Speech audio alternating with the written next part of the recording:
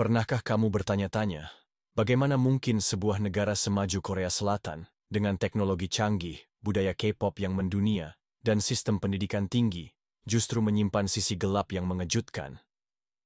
Korea Selatan memiliki salah satu tingkat bunuh diri tertinggi di dunia. Bahkan, bunuh diri adalah penyebab kematian nomor satu bagi remaja dan anak muda di sana.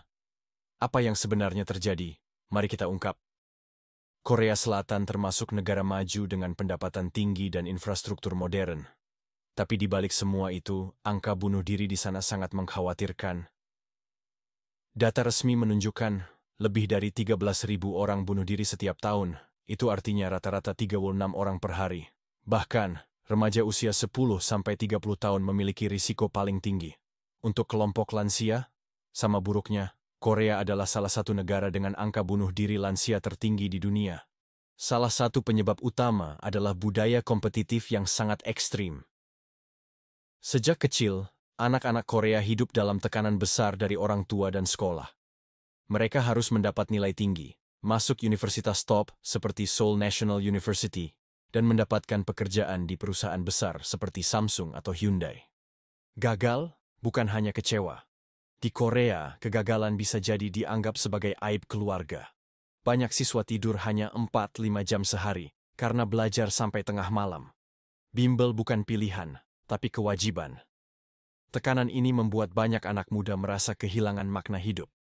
Mereka merasa hidup hanya untuk mengejar target, bukan untuk bahagia. Kasus bullying di sekolah maupun tempat kerja juga tinggi.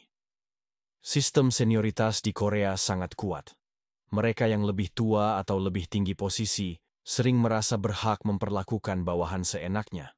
Banyak anak muda mengalami bullying berat, baik secara fisik maupun mental. Namun karena budaya menjaga nama baik dan malu untuk mengadu, mereka lebih memilih memendam rasa sakit sendirian. Akibatnya, banyak yang depresi, merasa tidak punya tempat aman, dan pada akhirnya menyerah. Yang lebih parah, Korea masih menyimpan stigma besar terhadap kesehatan mental. Datang ke psikiater atau psikolog dianggap sebagai hal yang memalukan. Banyak orang takut dicap gila jika mengakui mereka butuh bantuan. Bahkan dalam perusahaan atau sekolah, jika seseorang diketahui punya catatan psikologis, mereka bisa dikeluarkan atau tidak diterima. Ini membuat banyak orang menyimpan penderitaan dalam diam, tanpa pertolongan profesional.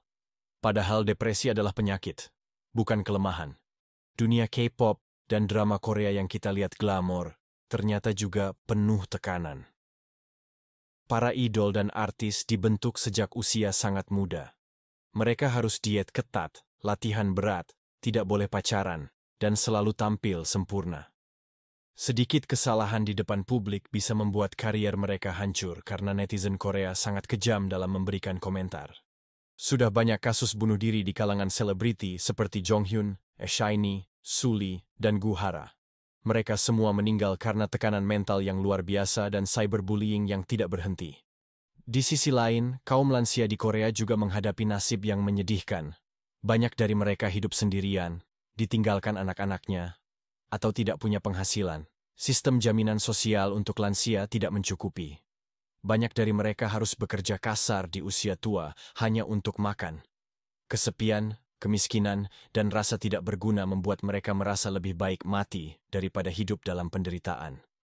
Pemerintah Korea memang sudah mencoba menanggulangi masalah ini, mulai dari hotline bunuh diri, kampanye kesadaran kesehatan mental, hingga pengawasan terhadap konten yang mendorong bunuh diri. Tapi hasilnya belum signifikan. Karena yang perlu diubah bukan hanya sistem, tapi budaya masyarakat itu sendiri. Tentang bagaimana mereka melihat kegagalan, tekanan, dan kesehatan mental. Kasus di Korea mengingatkan kita semua bahwa sukses materi tidak menjamin kebahagiaan, bahwa kita perlu lebih terbuka pada isu kesehatan mental, bahwa tekanan sosial yang tidak sehat bisa membunuh secara perlahan, dan bahwa manusia butuh lebih dari sekadar prestasi.